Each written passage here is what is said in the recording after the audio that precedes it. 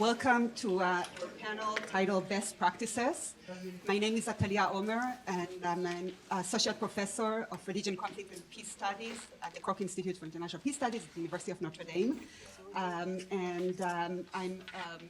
here in the role of a moderator slash panelist, like my colleague Ibrahim Musa, Professor Musa. And I'll just begin by briefly introducing the co-panelists, and you have their bios in the program, so I will not devote a lot of time for their CVs and just really launch into the conversation. So we'll start with Mehdi Hasan, who is a columnist and senior contributor for The Intercept and a host of The Intercept's Deconstructed podcast, among many other things. And then we'll turn to Daniel Burke, who's CNN religion editor, again, among many other items on a very impressive resume. And then I'll say a few words about best practices as an educator, and we'll turn the conversation to you, to the audience. So please go ahead. You can stand or sit, whatever is easier. Thanks very much. Good afternoon. Who's still awake on a Friday afternoon? Ladies and gentlemen, picture the scene. It's a sunny day in Manhattan, and a reporter from the New York Post is walking through Central Park when he sees suddenly a huge dog savaging a small child. Shocked. Before he can do anything, he sees another man jump out from behind a bush, leap on the dog, wrestle the dog to the ground, pull its jaws apart, and kill the dog, saving the child in the process. The reporter takes a picture on his phone. He runs over. He says, "My friend, you're in luck. I'm a reporter with the New York Post. I just got all of that. We are going to put you on the front page of tomorrow's edition. The headline will read, 'Brave New Yorker saves innocent child from mad dog.'" The man says, "Well, I'm not a New Yorker." He says, "That's fine. The headline will read, 'American hero saves child from mad dog.'" He says, "I'm not an American either." He says, "Well, what are you?" He says, "I'm a graduate student visiting from Pakistan." The next day, the headline in the New York Post reads, "Islamic fundamentalist, illegal alien murders innocent American dog, links to ISIS being investigated."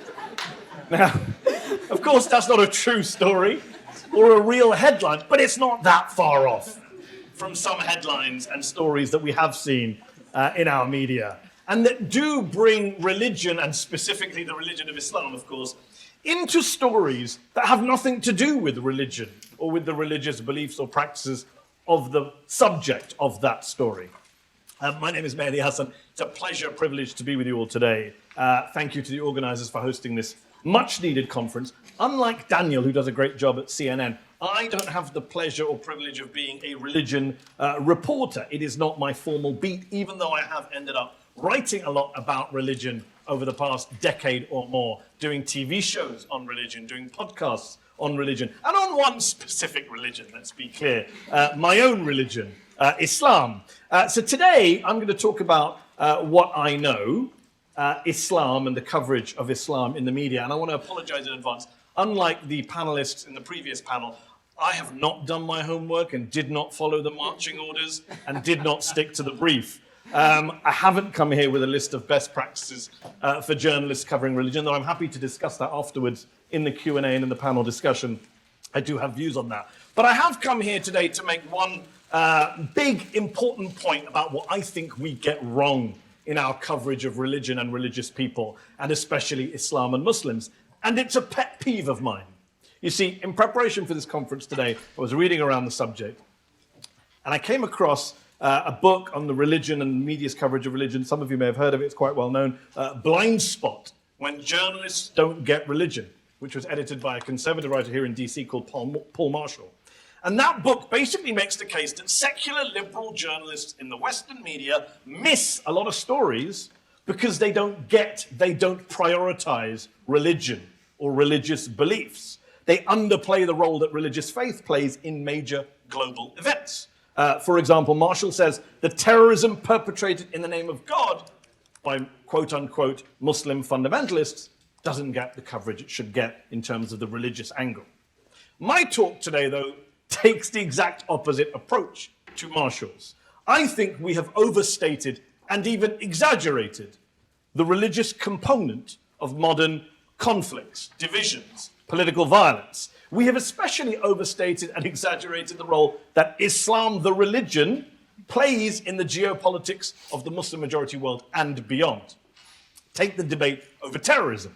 The rise of ISIS prompted lots of journalistic essays and reports from overnight Johnny-come-lately experts on Islam, on Salafism, on the Hadith literature. Most memorably, that 10,000-word essay, Atlantic cover essay in 2015 by Graham Wood, headlined What ISIS Really Wants, which concluded ridiculously, and I quote, "The reality is that the Islamic State is Islamic, very Islamic." Plenty of journalists who didn't know anything about ISIS or Islam up until that point, had never heard of ISIS until Abu Bakr Baghdadi rolled into Mosul, suddenly started sharing Graham's essay left, right, and center. It went viral. I believe it's the most read piece in the Atlantic's history online. Fewer journalists, though, told their viewers or readers about people like Didier Francois or Nicolas Hénin, two French journalists who were held by ISIS in 2013 and 2014 before being released. There was never really any discussion about texts. Didier Francois told CNN's Christian Amanpour in an interview in 2015, referring to his ISIS captors. It was not a religious discussion, he said. It was a political discussion. According to Francois, they were hammering what they were believing. They weren't teaching us about the Quran. It has nothing to do with the Quran. He went on to say, we didn't even have the Quran. They didn't want to give us a Quran. His fellow French hostess, Nicolas Hénin, told the BBC, I noticed that these jihadists have little to do with local culture, Arab or Muslim. They are children of our societies. They speak our language. They have the same cultural references that we do. They watch the same movies as us, play the same video games our children play. They are products of our culture, our world. Problem is, that doesn't fit with a media narrative on religion, which says focus on the religiosity, on the ideology, on the beliefs and practices. Focus on ISIS fighters who are mugging for the cameras and shouting Allahu Akbar at the nearest camera lens. Take the issue of sectarianism in the Muslim world, which has become a big story in the Western media recently. Sectarianism, something journalists aren't that familiar with. Look at some of the media coverage, the headlines. USA Today, ancient Islamic Sunni Shia schism inflames a modern world. The Daily Beast, the age-old Sunni Shia war is sucking America in. The Independent newspaper in the UK, the vicious schism between Sunni and Shia has been poisoning Islam for 1,400 years, and it's getting worse. The reality, of course, is that this isn't an ancient conflict. Yes, the actual theological, historical, religious divide between Sunnis and Shias goes back 1,400 years and dates back to the death of the Prophet himself. But the conflicts we're seeing today, that we're covering as journalists today, both in the Middle East and here in the West, are very modern conflicts. They have very little to do with people's religious views as to who succeeded the Prophet in 632 AD. Vladimir Putin, when he intervened in Syria, did not give a damn if it was Ali or Abu Bakr who was going to be the first caliph of Islam. Most actual experts agree that what we call a Sunni-Shia conflict in the Middle East is really a Saudi-Iran conflict, a regional Cold War between Sunni Saudi Arabia and Shia Iran, which has been going on for 40 years, not 1,400 years. And that gets lost in much of the media coverage of sectarianism, which of course focuses on the religious angle, because that's the one that seems to be staring us in the face. Take the issue of democracy in the Muslim world. Again, the religious prism is used by journalists, by TV news anchors, to analyze a problem that isn't necessarily a religious problem. The idea that Muslims can't handle democracy in their countries where they're majorities because they have an affinity for Sharia law, or they have some romanticized affection for caliphate and the Ottoman Empire, or that they prefer strong leadership from monarchs and dictators and generals. It's absurd, it's offensive, it's lazy. It not only ignores the fact that there are hundreds of millions of Muslims living in democracies like Indonesia, Malaysia, Tunisia, Pakistan, India, here in the United States of America, but also in that framing, religion becomes a convenient excuse, a distraction for the people in power, a shiny object for us all to focus on. So Saudi Arabia is a brutal monarchical dictatorship because of Wahhabi Islam. Not because it buys weapons from the West or sells oil to the West or did a deal with FDR on the USS Quincy in February 1945. Breaking news, FDR didn't give a damn about Islam or Wahhabism. Just think about this issue in a non-Muslim-y context. Take Northern Ireland. Yes, you have Catholics and Protestants fighting there. But no serious expert on that conflict, no serious historian of that conflict, believes that the sectarian Christian angle is the primary driver of the violence and tensions in that part of the world, which has more to do with nationalism versus unionism than it has to do with religion or theology per se. The IRA weren't blowing people up because those people didn't follow the Pope or didn't believe in transubstantiation. That wasn't part of their MO. But while we understand that point about religion and putting religion in its proper place in a place like Northern Ireland, we sometimes fail to do the same in the context of the Middle East or the broader Muslim majority world, where too many in the media fall back on a religion-first explanation for what are political, economic, cultural, social trends, which is a mistake and leads to other mistakes. You have religious figures, preachers, clerics, imams, whatever, invited onto the news to talk about politics and national security. And then you have politicians and national security figures invited onto the news to talk about religion and make sweeping statements about faith communities. It's a complete mess from where I'm standing. And look, yes, there's been a rise in quote-unquote religious extremism, which is what's made it a sexy subject in the media over the last decade or more. Whether of the Muslim militant variety in the Middle East or the Jewish settler variety in the West Bank or the Christian evangelical variety here in the US. But again, these are all modern phenomena. Very modern examples of extremism. And it's incumbent upon us as journalists, as commentators, as analysts, to point this out to our audiences, to try and not dumb it down or simplify it to the point of distortion, to not hide behind easy religious labels or ancient historical divisions, but rather doing the hard on-the-ground work of finding out and explaining what is really going on inside of communities that are, yes, defined by religious identity, but also, of course, by political, social, cultural, tribal, ethnic identities. So what I'm saying to you all today is that, yes, we need to take religion seriously as a driver of political change or even as a driver of violence. Yes, to borrow a line from the Trump supporters, we should take religion seriously, if not literally. And yes, we should cover religion fairly, accurately, sensitively, in depth, with proper context and knowledge and insight. We should make sure that newsrooms are hiring diverse people, hiring people from diverse backgrounds who don't only see religion as some sort of existential threat to secular culture or to modernity, to be mocked, to be dismissed, to be demonized. Yes, we should be careful about making sweeping judgments about faith or faith communities and treating them like monoliths. And yes, we should understand the way in which religion informs so many of our political views, our moral values, our motivations as citizens to get involved in public life.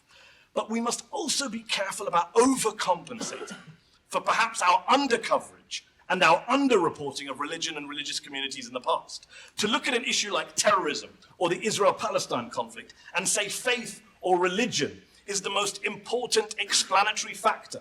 To reduce those issues to religion or religious faith while ignoring issues of power, politics, money, culture, race, especially in the context of discussions involving foreign or exotic religions like Islam, is, I am sorry to say, simplistic, patronizing, insulting, perhaps even a new form of Orientalism.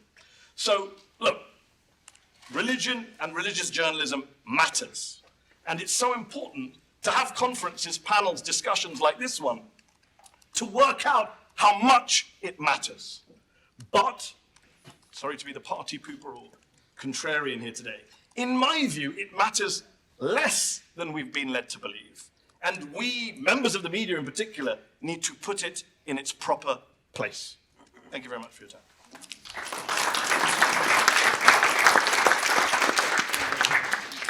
I feel that the great Edward Said is turning in his grave. I can't believe they're still talking about this.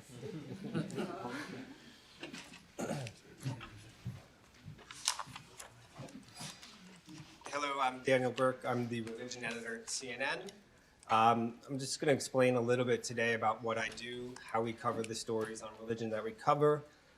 In addition, I'll talk about some of the challenges of covering religion in this particular moment and how scholars and journalists can work together to address some of those challenges.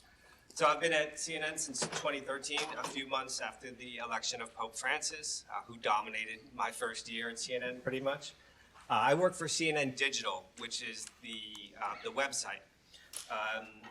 In some ways, it's not as well known as the television network, but it gets a lot more eyeballs. In fact, it gets 140 million readers a month. So that's a huge, huge platform. We know that stories about religion do very, very well in terms of traffic at CNN. They also do well in this key statistic that I like to monitor, which is called dwell time. It's how much time a particular reader has spent on a particular story. And so you know they're not just clicking on a clickbait headline and then going off to check Twitter or something else. We know that religion stories do particularly well on dwell time. A profile I wrote on Pete Buttigieg led the site in dwell time on the day it was published.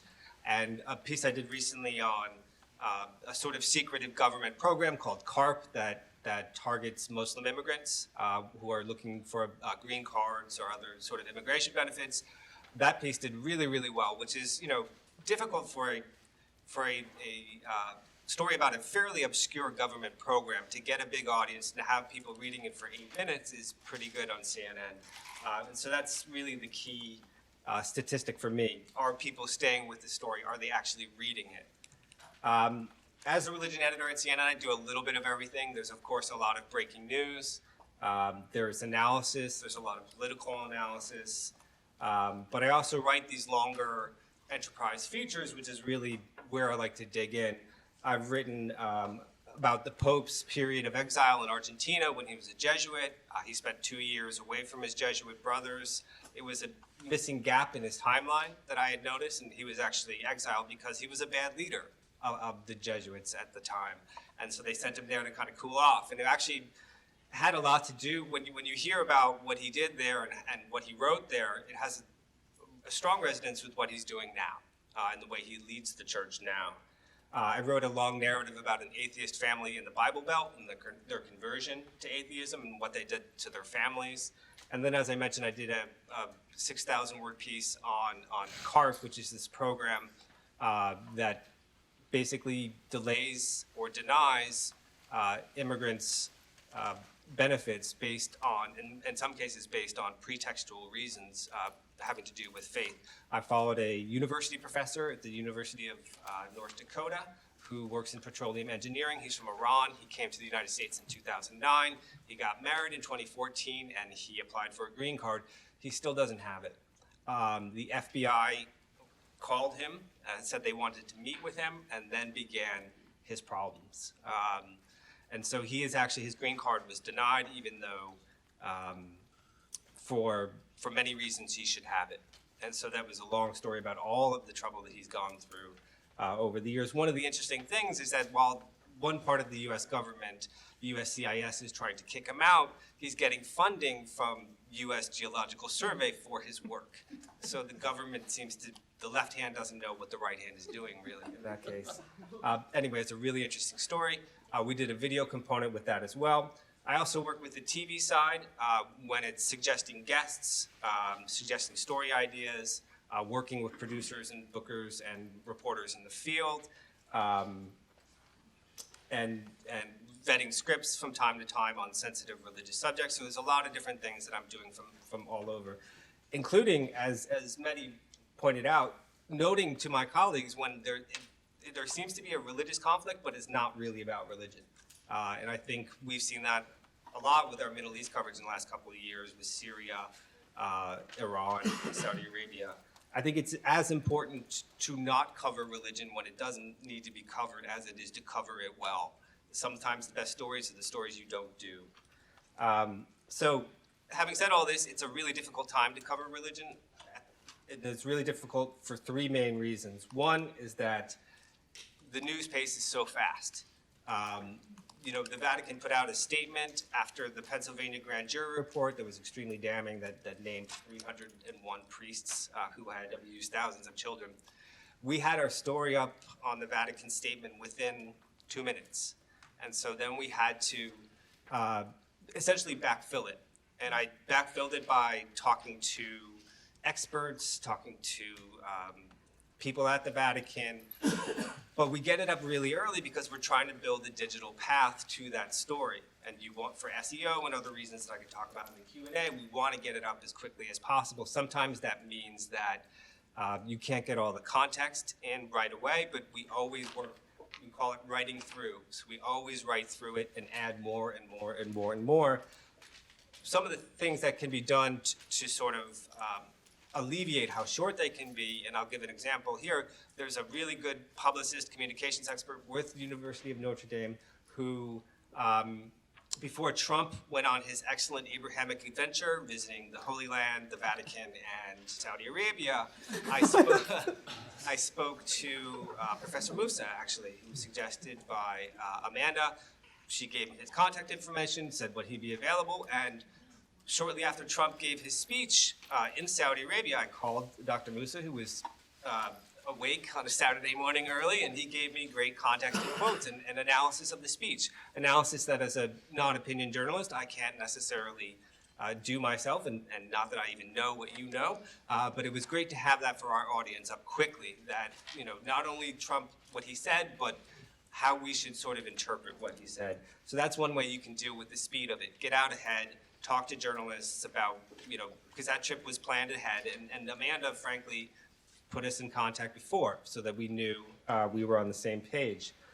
Another issue is the volume of news. You know, CNN is a huge place. There's a lot of journalists competing for very little space, and so the pressure can be to amp up conflict or to, particularly in a headline, try to go for the, I won't say salacious, but the thing that you think will grab people the most. With religion, that can be really, really dangerous, right? And it can offend people. And so that's a constant struggle. How do you break through the noise and the sort of Trump bubble that consumes so much attention while being honest to the story and being honest to the people in the story?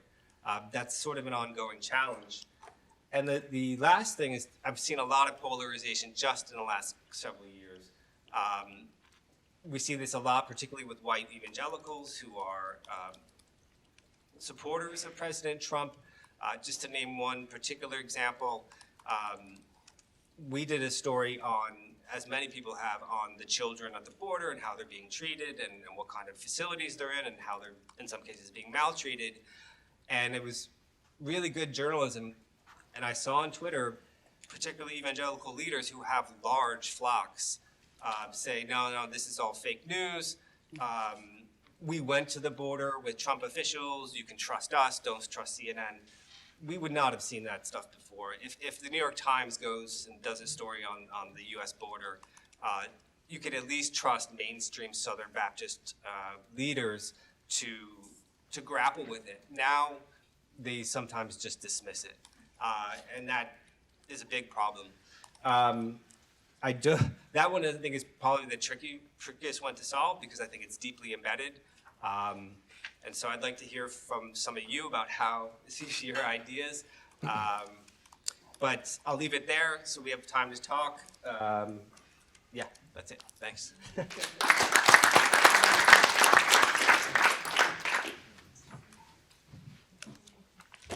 Okay, so beyond offering a little bit of diversity to this panel, I will also talk about very similar concerns as an educator, very similar concerns to the concerns articulated here before me about the danger of being reductive in accounts of religion and how it participates in various social and political and cultural developments, experiences, and phenomena. So I've been teaching courses that I fondly refer to as the religion and courses for now over 11 years. So these are courses titled Religion and International Relation, or Religion and Global Politics, Religion, Violence, and the Practices of Peace Building. So over the years, what I've been reflecting on is, as I was preparing for this panel, thinking about this question of best practices, is that the best practices of an educator are not different than other channels that are involved in deepening the public understanding of religion. So one of the challenges of an instructor, an educator who teaches religion, one of the challenges, at least, that I took on myself as someone who was educated in the study of religion at a particular moment in the academic study of religion, is that I engage in a very conscious effort to move away from the paradigm of the world religions, a paradigm that is deeply embedded within a colonial history that often involves the depoliticization of religious traditions, articulating religious traditions as somehow ahistorical, which then leads to ahistorical engagement with religion as a cause of violence, for example.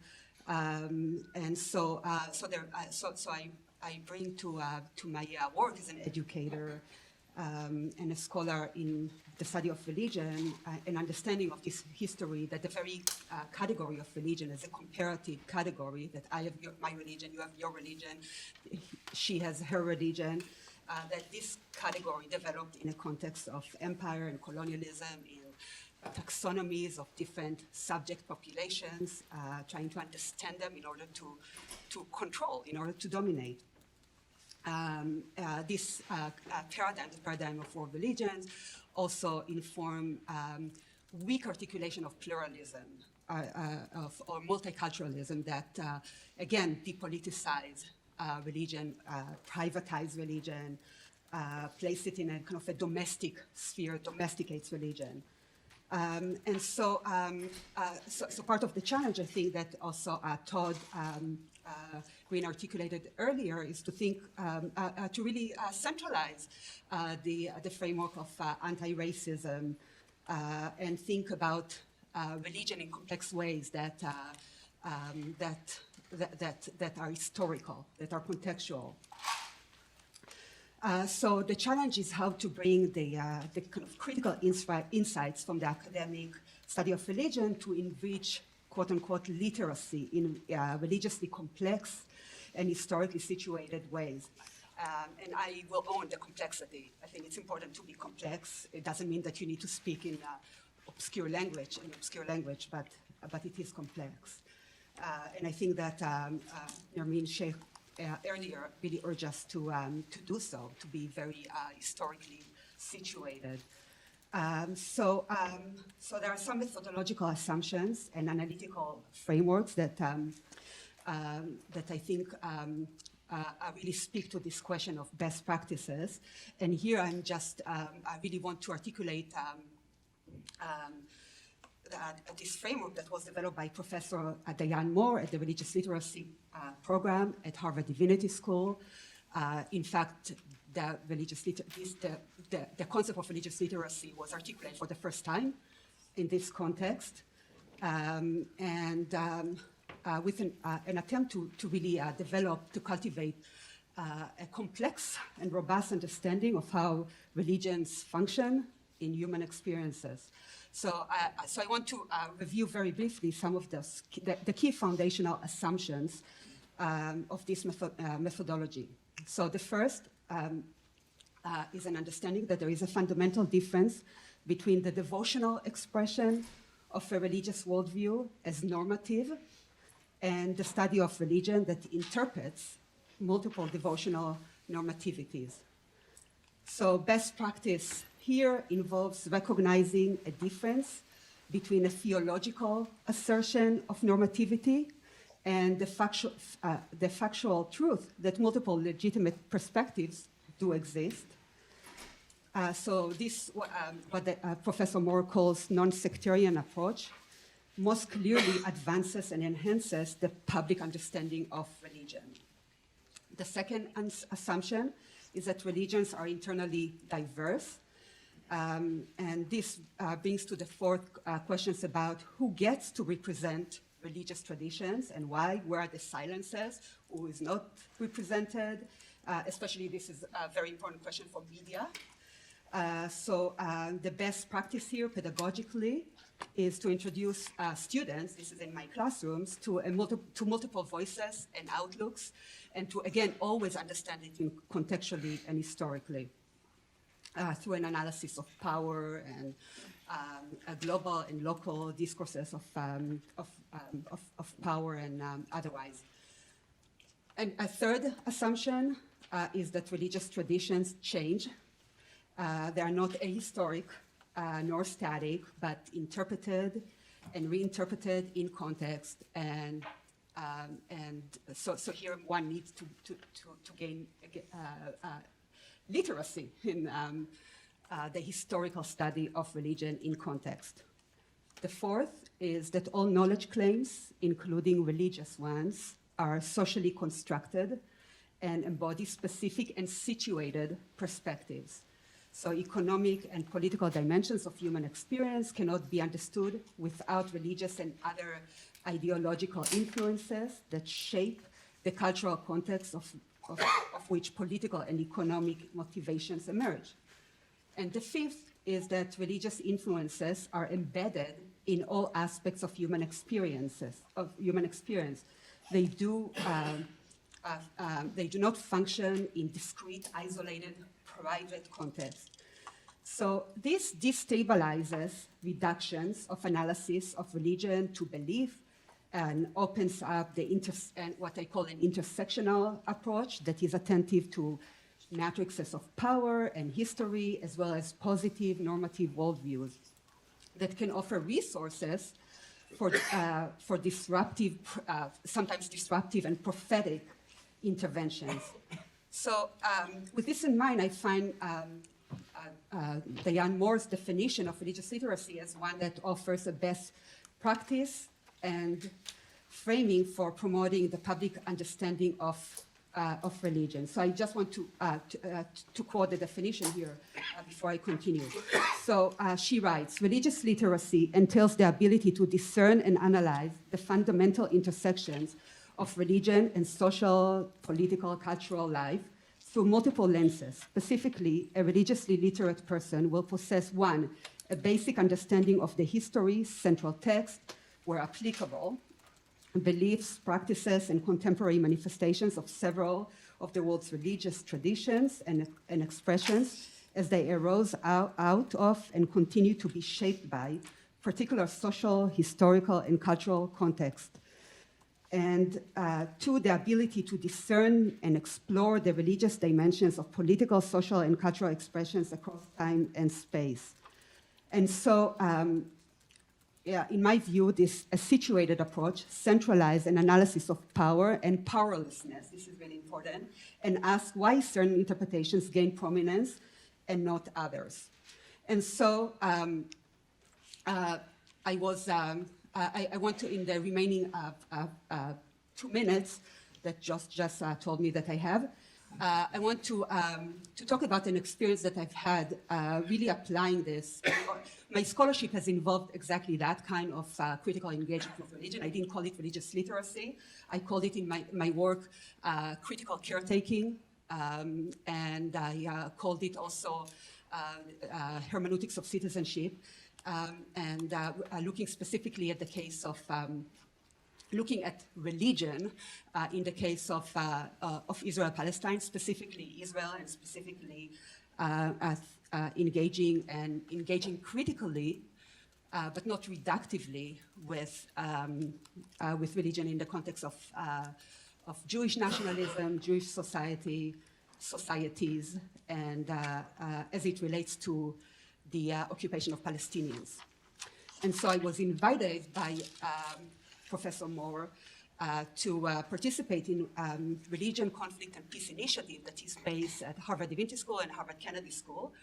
I accepted the invitation not because I think that either of these schools is great. Actually, I don't, because they're often in those spaces you don't hear the marginalized voices, you hear the most powerful and louder voices, but because I really agree with the approach that I just articulated of this religious literacy that is contextual, that is historical, that centralizes an analysis of power, but also involves a very textured engagement with religious traditions, interpretations, alternative interpretations, marginalized interpretations, and so forth. And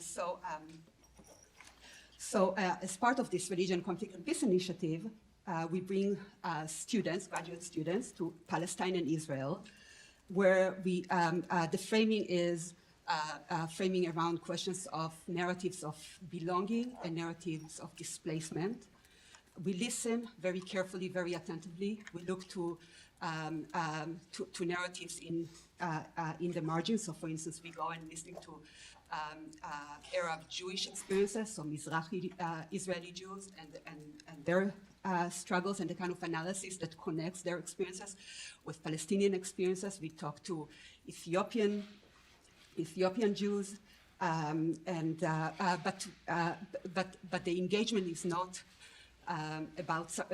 doesn't involve some sort of relativism, but it's always contextualized within kind of an ethical framework that engages with some big questions and big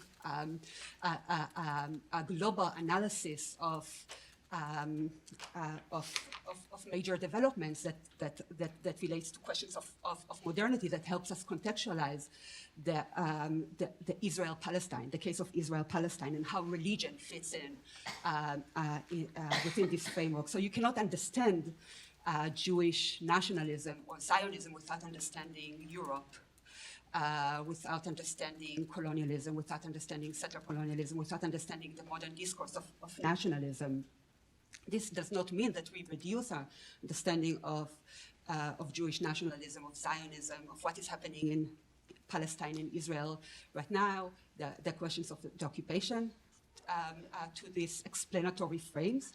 The effort is to really find kind of a non-reductive understanding of, first of all, a non-reductive explanatory frame that enable us to illuminate very clearly in a very contextualized way where religion fits in and how it's threaded into the kind of narratives of belonging and displacement that people articulate. Yes, this offers a very complex view, but you know what? It's a very complex situation. And so that would be a way that I would argue is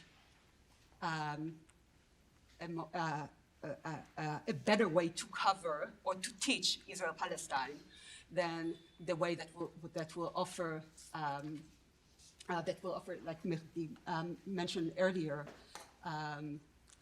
reductively religious explanatory frames about, oh, these are Jews fighting Muslims, which of course then silences Christian populations. But the problem is I will make a case for complexity rather than simplicity, but complexity that is that recognize kind of that listens to stories, search the stories in the margins as a constructive framework for reimagining and illuminating other possibilities. So with this, I'll conclude my remarks, and we can move to the to discussion, and perhaps we'll start with you, Mehdi, if you said that you want to say a few words about best practices as well. I mean, I would pick up on what Daniel was saying just in terms of the journalistic context. I mean, and what you were saying just now at the end, that fundamentally people who are working in this field are dealing with complexity, are dealing with subjects that are hugely contentious, hugely sensitive in a way that, you know, I write about politics. When I write about politics, it's very different to when I write about religion. I mean, it's just from a starting point, as someone who's even writing or commissioning a show or putting together a panel of guests, it's a very different starting point in terms of, for example, representation. One of the big issues we have now is if I want to do a panel on religion in America, right? I'm sure you've done this to CNN, I'm sure you've had guest speakers ringing up 100 times. We want to do on my Al Jazeera show about, you know, the debate about, we're actually thinking about doing a show on Trump and evangelicals, fascinating subject. How is it evangelicals turned out, many of them to be so deeply hypocritical? We do a panel on that. Who do you get? Who speaks for evangelicals? which particular church, which leader, white evangelicals versus people of color. So you get into that kind of debate, which you don't necessarily get into when, if we're just having let's talk about the Republican Party and Trump. Much easier to staff that panel. So I think when it comes to religion, you're much more cognizant and aware, or you should be, of issues of diversity, of issues of representation, of issues of sensitivity. If you get representation and diversity wrong, because again, if you cast the wrong Republican, you might get a couple of Republicans upset about it. You cast the wrong Christian or Muslim or Jew, it becomes a much bigger issue of people saying you've violated my faith, you've offended my religion, you've been anti-Semitic or Islamophobic or anti-Christian. And so I think the sensitivities that come with the complexity is something as a journalist you really have to deal with when you stray away from kind of politics or economics. And I'm a kind of jack of all trades. I write about all these things, and I do obviously take a very different stance when I'm writing about religion or doing a TV show on religion because of that complexity, because of that sensitivity, because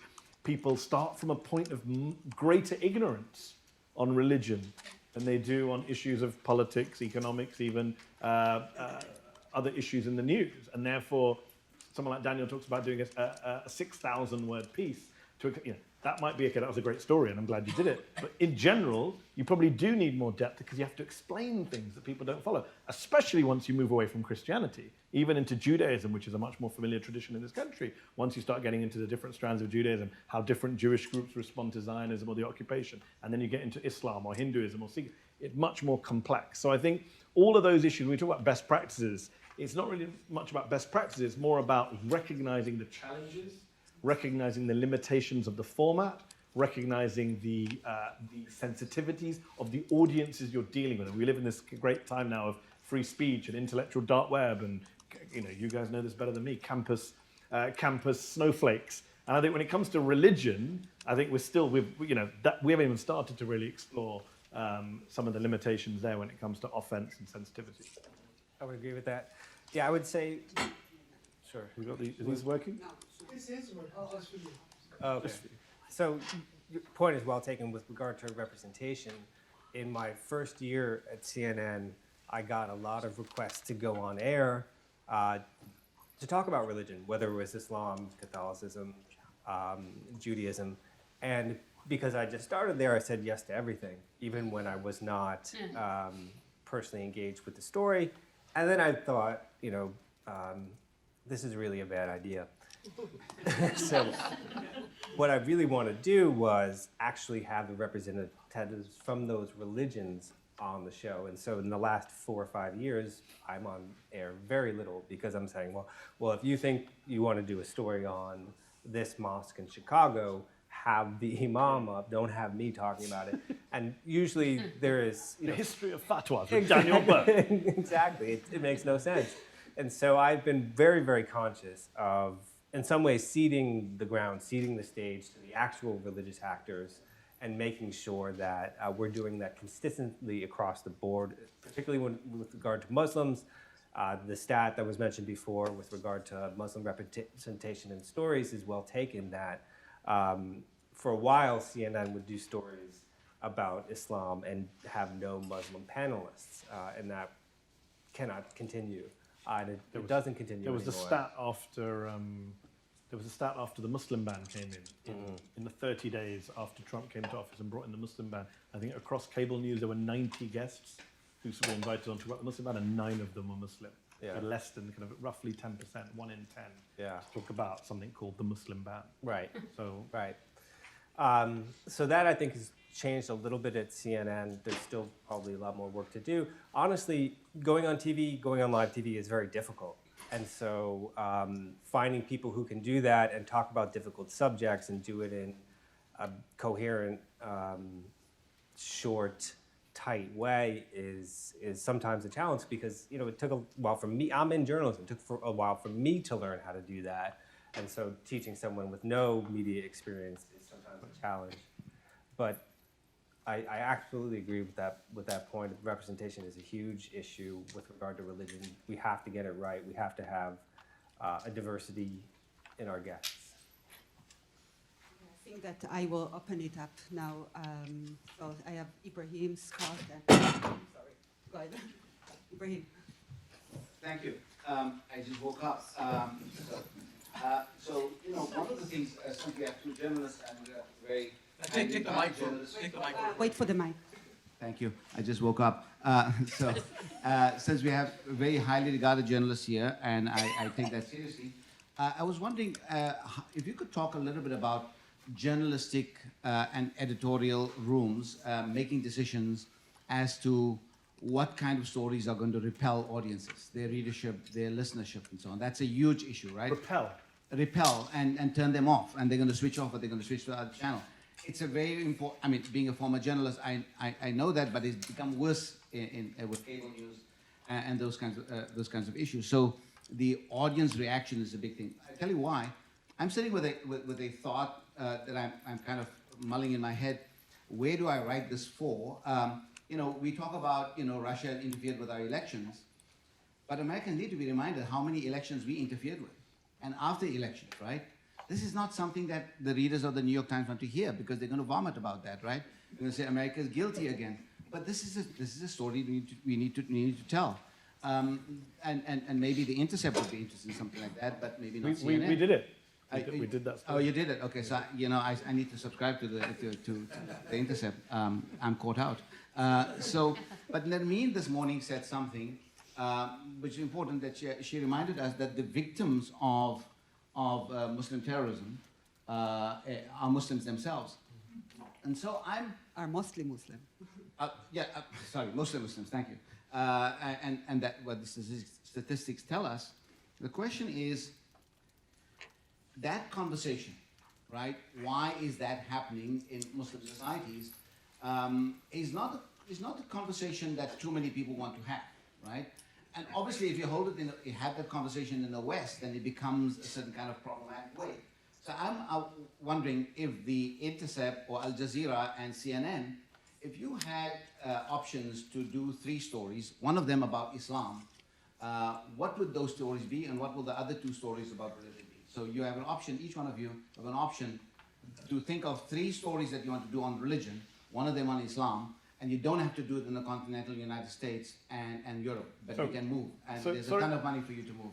So sorry to disappoint you again, Ibrahim, but so we did that. I do a show for Al Jazeera called Up Front, and we have a very global perspective, and we've done many of such shows. So we did a special show on Muslims and democracy. One of the things I raised in a talk about what is the status of democracy. We talk a great deal about the rise of populism and authoritarianism. What do we think about the Middle East, which has kind of been ahead of the curve, sadly, on a lot of those issues. And we had a very diverse group of people from around the world. We had people from Turkey, we had people from Tunisia, we had people here in DC who write about the subject. A mixture of different voices, both Muslim and non-Muslim, Arab and non-Arab, talking about those perspectives and talking about it in a very socio-political way. Obviously, the hook was the Muslim world, and I'm saying this to come back to your earlier question about what repels people.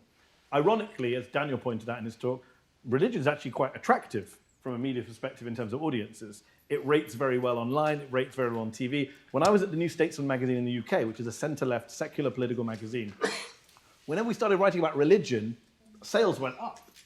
This is a political left-wing magazine used to talking about the Labour Party and the history of socialism.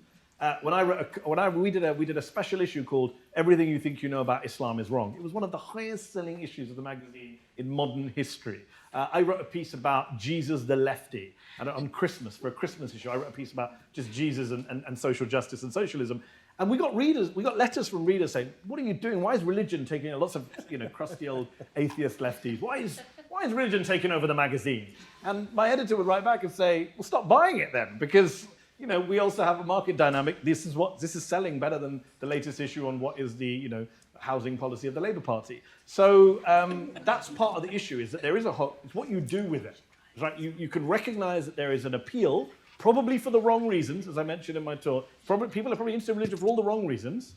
But what do you do with that interest? Can you turn it into a productive, interesting dialogue and discussion? Can you use it in an educational way? So that's what I've always tried to do in my journalism, whether at the New Statesman, whether at the Intercept, Al Jazeera. So we know people are tuning in Muslims and democracy because they're thinking terrorism, dictators, Sharia law, but then you actually have an interesting discussion about what's going on in Tunisia, what's going on in Egypt, et cetera, et cetera. So I think that's quite important. And I had something else to say about it, but I've forgotten, so I'll hand over to Daniel while I remember. It was a long question. So with regard to the repel, I I honestly can't say that I've ever heard that come up in a meeting where someone has said, no, this will repel our audiences, we can't do it. I hear other reasons not to do stories, but not that. The only thing I can sort of relate it to is that we found, the last year we wrote a lot about the Catholic sex abuse crisis. Basically, my entire year from August through March, when the Vatican held their big synod on it, or event on it, it was all sex abuse. And I think it was depressing, literally, and we found that the audience was fatigued by the story in terms of traffic pretty quickly. That doesn't mean you stop telling those stories, and to my editor's credit, they never said, let's not do this because people are not tuning in, but we still continue to try to hold power accountable, particularly in this case. I think it was the, telling victim stories, which is really, really important to do and to keep doing. Those were the stories that were not sort of tracking as well. It was the stories where about the institution and how it was grappling with how to deal with this that we're actually doing a little bit better. With regard to stories that I would want to do, I think I'm really focused now. There's a pretty general agreement that American religion is changing pretty drastically. There was a Pew poll that came out, a survey that came out this week that showed that the percentage of Americans who are Christian had declined by double digits. I think it was 12 percentage points in the last decade. And so what is stepping in there? What new thing is stepping in there? How churches, mosques, synagogues are trying to appeal to groups that are moving away. It's not just millennials. Millennials are the biggest cohort, but we've seen in these studies about loneliness that actually the group least likely to go to church is high school educated men. They've just completely stopped going to congregations. A lot of them happen to also be Trump voters. So there's probably something to say about That's their new religion. There's a feeling of belonging, a feeling of a common enemy. There's a lot there. A Trump event, I want to do a story on the rituals of a Trump event because they're there. The lock 'em up chants, the hats, belief, belonging, behavior. You can find all three of them at the Trump event. So those are some of the kind of things. I'm really interested in China, what religious movements are popping up in China, as well as how they're trying to deal with them through the state, particularly with the Uyghurs right now. There are more stories than I could possibly cover, but those are the broad areas that I think about quite a bit. Very quickly, I mean, we've got other questions. Just, Ibrahim, I remember the other point you made about terrorism and Muslims victims. That, for me, is a classic example of best practice in journalism. It's not just journalists who are guilty of it, everyone is, but journalists have a responsibility to not be guilty of it. Right now in the news, the biggest story in the news right now, in America and globally, is what's happening on the Syria-Turkey border. Muslims are killing Muslims, but that's not how it's framed. It's always been a pet peeve of me. So that's quite a big story that America and Americans are actually quite sympathetic about a group of Muslims who are being killed right now by a US ally, but it's not framed in that way. So as usual, Muslims only ever get to be the bad guys, even when they're the good guys, quote unquote, the Kurds, who are not all angels, they are Muslims. They are Muslims. And it's a pet peeve of mine since the invasion of Iraq in 2003 that both Muslims and non-Muslims have fallen into this trap, with the Kurds in particular. Do you remember the Iraq discussion? Sunni, Shias, Kurds. I never got that. The Kurds are majority Sunni. They're majority Muslim as well. But with the way we frame it as if they're a separate alien group. And then some of the only religious coverage I've seen in recent days about Turkey, Syria, was a bunch of evangelicals writing stories about Christian Kurds who were being oppressed, which I thought was, I've got to hand it to them. They managed to find an amazing angle to find out the 1% of Kurds who are Christian and make it about Christianity. But anyways, you're right to point that out. You both, Daniel and Mehdi, gotten at this question. I wanted to ask you to reflect on it a little more explicitly. Two related questions, and then if you give me just a moment to give the background why I'm asking. The question is about institutional memory in news organizations. Okay, about institutional memory. And maybe in the plenary session we can talk about independent media more. I'm seeing you as both representatives of more traditional Al Jazeera, CNN, so on those kinds of organizations, about institutional memory and a learning curve. How you learn, what you learn. Obviously, you two have learned a lot, and the stories evolve as a result. But I want to ask more about kind of the institutional memory that gets passed along. I want to tie that, and it's something actually I thought of, Daniel, when you were talking about the Trump Middle East tour and calling up, I think at that story you called up Ibrahim early in the morning. By the way, Ibrahim lives right down the block, and the few mornings I'm up that early, the light's usually shining if you want to call Ibrahim at 4 a.m., 5 a.m., he's awake. So any journalists here, you can call him at any time. But it was something actually Tariq said this morning that triggered this line of thought when he talked about, very interestingly, the practice of bringing in religious leaders into the newsroom and having the news folks talk to religious leaders and get there. Because my experience, and this is back to the sexual abuse crisis, the Catholicism, my formative or malformative experience was in 2002 with a lot of coverage around that question. And I found that the Catholic Church and the religious leadership of the American Catholic Church, coming right after the Clinton years where they spun the story 2 days before it happened, the Catholic Church was pathetic institutionally in being able to defend itself or have any kind of nuance in response to this onslaught. And it was an onslaught of a very serious, sad, ongoing story. But they were completely unprepared to react in any nuanced way. Why I mention that for this reason. On a question like a story like Catholic sexual abuse, and you just mentioned you covered it on and on and on, and there was a saturation point. But the Pennsylvania grand jury report, of course, was even more devastating. And then, do you have a chance to learn this question about learning? So Peter Steinfeld's in Commonweal. You familiar with that? So he kind of took on that report. The headline is right. Absolutely terrible scandal. One case is horrific, especially coming from the church and so on. So no one's contesting the overall story. But as he pointed out, journalists not only did they not read the entire report, if they read anything, they read the very incendiary first 11-page prologue, in which the nuance of have things improved? When did these things happen? What's getting better or worse over a scandal that's been going on for at least 25 years?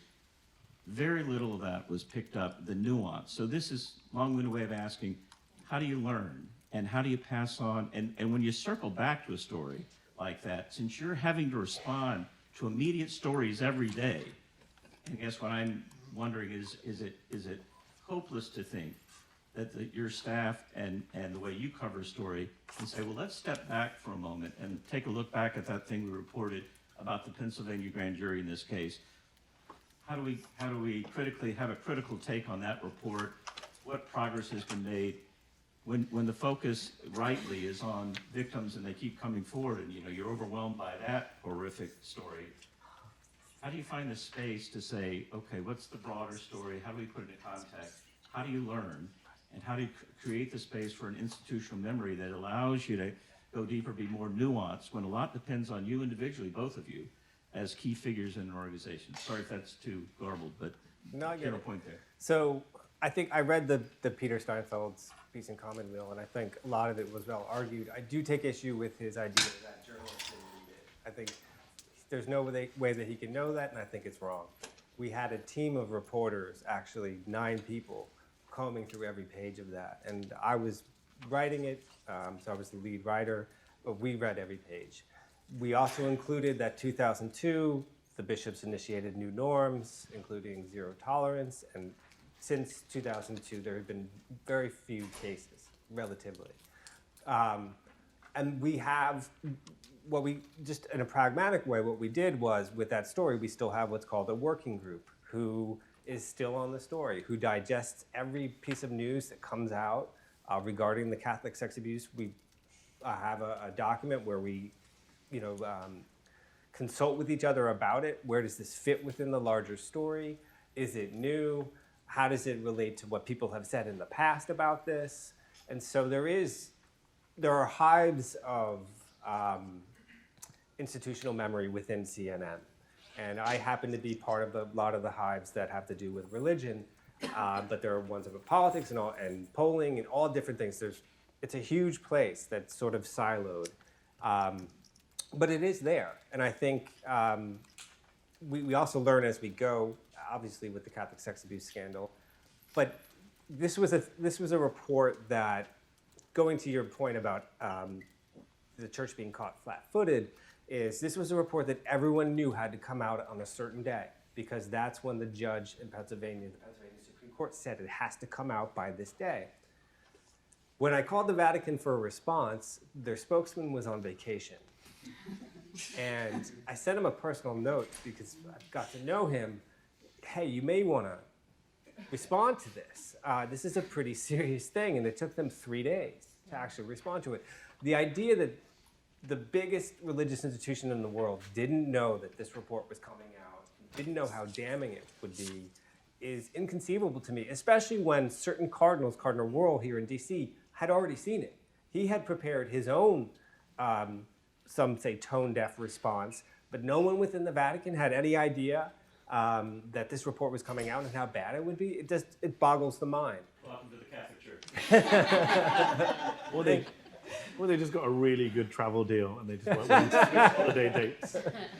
Yeah, so that goes to your point that I think it is important to keep that context, and I made sure that it was in every graph. It was that graph about cases since 2002 had gone down in every story that we did. We also mentioned that there were only 2 arrests made as a result of the report. So that also gave readers an indication high up that this was a historical report, that this was not contemporary abuse. So.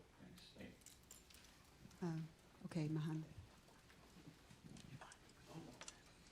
So thank you for this panel. It's been incredible. I enjoyed all of your comments. I want to ask a question related to the simplicity, complexity question that was raised. Directing it on something that Mehdi, you said, you don't have to respond, anyone could respond. I'd maybe like to hear from both of you. But one of the things you said, Mehdi, in your comments was evangelicals are hypocrites. I think I said so many of them. So, okay, I don't think I heard this so many of I did. I them. specifically qualified because I knew someone. Well, that helps. That helps. Play back the tape. Maybe that answers my question. The way I heard it was, it was very much similar to like Islam, Muslims are terrorists. And so is there something here in this story, in this framing, that we need to nuance in order to advance the civic conversation in the country? Can this be complexified as well? Yes. Or is it really as simplistic? And how would you do that? No, I'm glad you raised that issue. So number one, I did qualify. If I didn't qualify enough, I apologize. It was partly a flippant remark as well, based on the fact that it is covered, unfortunately, as a story right now in terms of the Trump base. You're right to talk about complexity and nuance. The 2 major points of nuance I would make, both of which are quite interesting, that it's often lost, and Daniel can correct me if I'm wrong on the numbers or anyone else can, is that number one, of course, when we talk about evangelical support for Trump, we talk about white evangelical support for Trump, not people of color, not Latino or black evangelical, which again goes back to my point, which is a reminder that the support for Trump is not to do with being evangelical. Right. When you unpack it in that way, it comes back to my original point, which is, again, it's not about religion. As much as a lot of secular liberal folks want to say, oh, look at these evangelicals, it's all about the Bible and the church and abortion. Not necessarily. So that's a bit simplistic in itself. So that's one data point. The other data point is this, is that you mentioned the high school graduates and the Trump supporters and moving away from religion.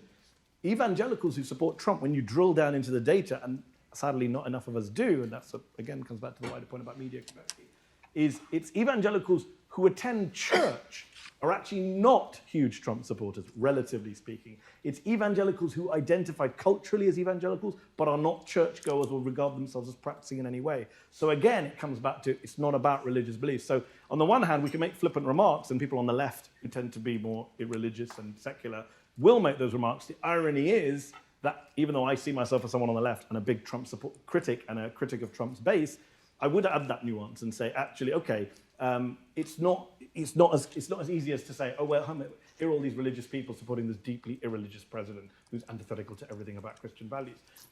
The real hypocrites, of course, if we're going to get into sweeping statements, are, of course, the leadership.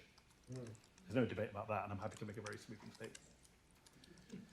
So to that hypocrisy remark, though, there is an amazing statistic that came out a couple of years ago, which was when Bill Clinton, or it was when Obama was in office, white evangelicals, more than 75% said character matters. Yes. When Trump was president, that switched. 25% said character matters.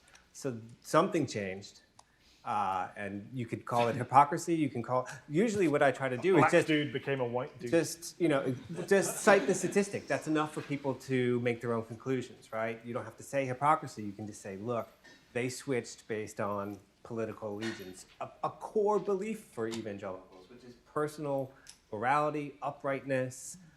They threw that off the table when, at least according to the survey, a lot of them threw that off the table when it came to Trump. And I think you can't deny that. You can call it whatever you want, but that's what happened. Of course, there are also many white Catholics who are okay with Trump. About 50%.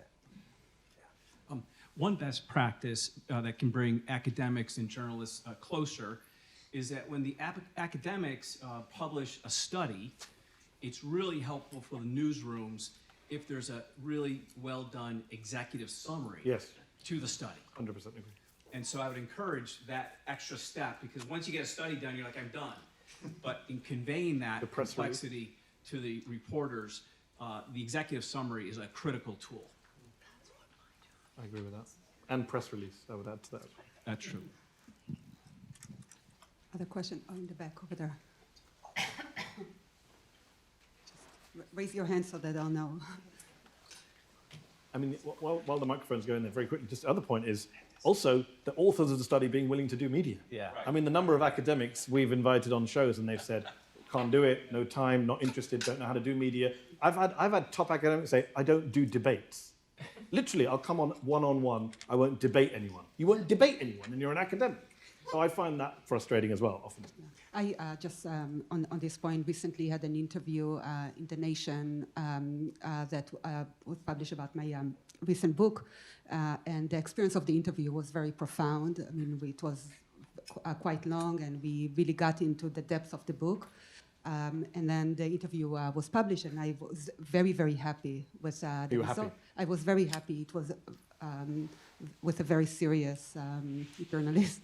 But then he wrote back to me and he said, I hope that you are happy with it, because my editor told me to not to get too much into this, the internal conversation of diaspora Jews about Zionism, because that will lose audience.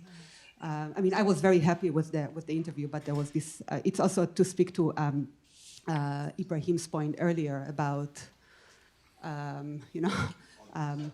how to reach out to different audiences, and so it's not only about getting a sense, a grasp of the material, of the scholarship, but also it is driven by the audiences, the market.